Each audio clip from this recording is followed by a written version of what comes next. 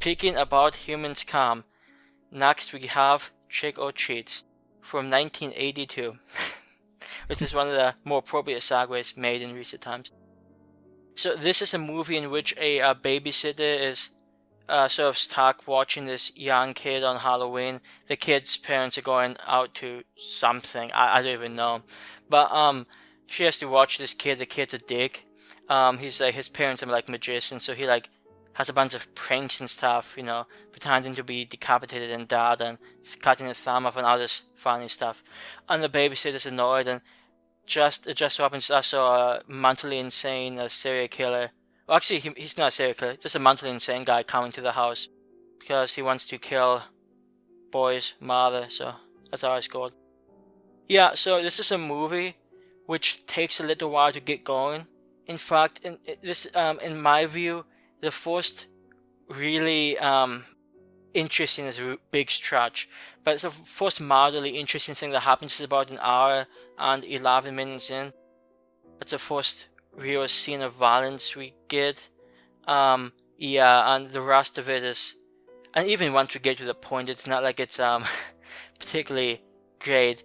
I guess you get an average, like, oh my god, he's gonna kill me, I have to run away type scene, but I don't know, there's not necessarily a lot to this movie, and what we have isn't necessarily of the highest quality.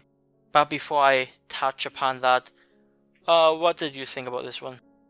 Yeah, this is one that I've been wanting to see for a little while because I guess I first heard about it when it was released on Blu-ray so many years ago, and it's just one of those movies that, eventually kind of once it sells out, it's going to be tough to get it. And I was always contemplating whether I should spend the money on it because I'd never seen it, and I had heard people say similar things about, it's not a very good movie and this and that. But anyways, this is the first time I've seen it now. And while I didn't think it was a good movie, I actually didn't dislike it as much as other people seem to. I think there's definitely a lot of problems in the movie. Probably the biggest one is, this guy who escapes from the mental institution, or whatever you want to call it, he escapes as a woman nurse, and every single guy that he comes across acts as if he's an actual lady. Like, they treat him as if he's a lady. And I can, I could let it go if maybe one person just, said that and didn't get a great look at his face or something.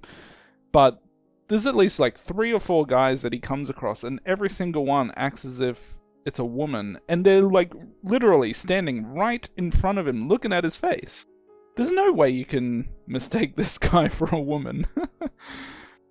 So that was just weird in itself, that. And also, like, especially at the beginning, there's a few scenes that just went on too long. Like, even the opening scene where they're trying to capture this guy and put him into a straitjacket.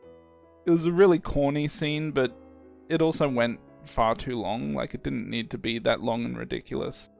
And even after that, there's a phone call where the main woman in this movie's having with her boyfriend, I guess, and that also goes on too long. Like, she explains to him at least 2 or 3 different times how she might lose her job if she went to see his play or whatever the hell he's starring in. I don't know, they just could have wrapped up a lot of that earlier stuff a lot quicker. And obviously throughout the movie, we see just prank after prank after prank, and that could also be condensed as well. One other thing that I heard a lot of people talk about is how annoying the kid was. As a character in the movie, like if you were babysitting him, yes, he's annoying. I didn't actually find the kid to be annoying. Like, he's not bugging me at all. He's bugging the woman in the movie, he's not bugging me. I actually find it a little bit amusing, like some of the stupid lines, and I think one of the earlier ones was something like, oh, you can't hit a kid or something, and then he runs off. I don't know, it was silly and stupid, but I actually didn't mind it, to be fair. Yeah, I wish that more happened. The unfortunate thing is, once the guy escapes from the state hospital, almost all of that stuff is just way too silly. Like you say, he's dressed up as a woman, but I mean, maybe in bad lighting you could see it, but it has to be one of the most masculine women anybody's ever seen. And I just, like, almost none of the things with him did anything for me whatsoever. He was an interesting character to begin with. And, I don't particularly find the babysitter herself all that interesting. And the kid, I mean, I'll be honest, I thought the kid was annoying. Like, I get it. What did the mother say? He has a creative spirit or something like that, but I mean, it's just a bit much. Not that I necessarily blame the actor for that, but that character, I don't know, it just I can see why so many people might not be enthralled with his actions.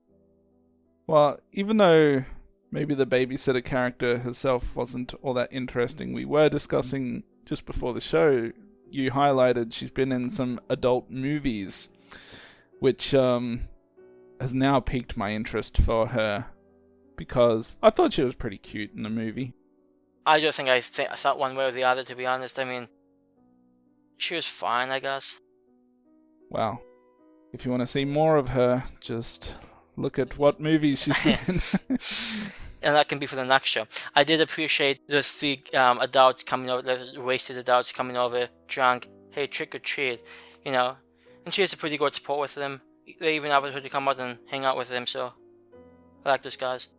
It's also that ending. I don't get it. It seems to me that it was just a shock ending for no reason. Well, I guess the reason to be to leave the audience in shock, but I mean, story-wise, it obviously was explained, and it was just, I mean, it was just a stupid ending. Let's be honest. I mean, at least other movies have done it, and this one in mind that I don't actually what you mentioned, but at least they had reasons for what they were doing. And this one, it just literally seemed to come out of nowhere, and I mean, why? Like, just why? Yeah. One thing also that that one scene about midway through the movie, because the main woman, what's her name, Linda, she has like two friends who like acted in horror movies, and they just have like a 5-minute scene where they're just watching this really shitty looking horror movie, and like, oh hey, that's great, They could have done away with all of that. It was just like pointless. I like how they're boasting about how their editing work goes underappreciated. Like no one will thank them. Well, maybe they should think the same thing when we talk about this movie, because it seems someone edited out the goddamn explanation for this ending. Yeah. It's just, I mean, it's not like it's going to be the worst time anybody's ever had. And there might be some charm to the movie. Even I don't particularly like the movie, but I admit there's maybe a little charm to it. But I don't know, I can't imagine it being like some of these top 100 80s horror movies. I just don't see it. It also reminded me there was another phone call in the movie, I think, where the boyfriend calls the babysitter like halfway through, and I guess he's calling to, just see how things are going, but it almost feels like he calls her and she says something to him, and he's pretty much like, oh look, I gotta go, or I'm thinking, wait, you called her, motherfucker. You're meant to call and ask how things are going, or like, what are you calling for? It almost seemed like he called and he was like, no, I don't have time to talk to you.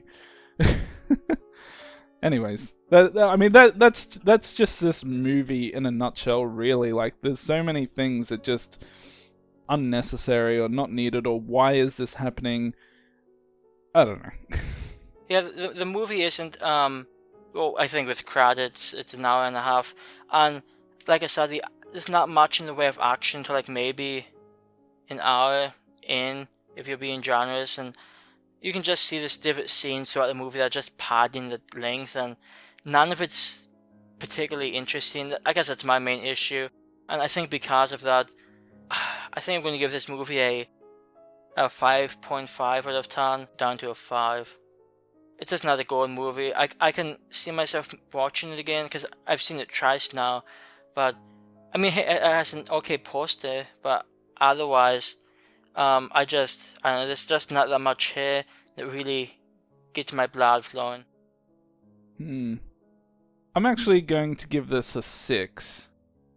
I had an okay time with it, even though I was fascinated by just how many scenes were either unnecessary or unexplained, or everything that we just mentioned about the movie. It just seems like someone had an idea to just make a movie, but didn't really put much thought into it. And that's pretty much Trick or Treats in a nutshell. But with all that being said, I still, just from an enjoyment aspect, I wasn't bored by the movie.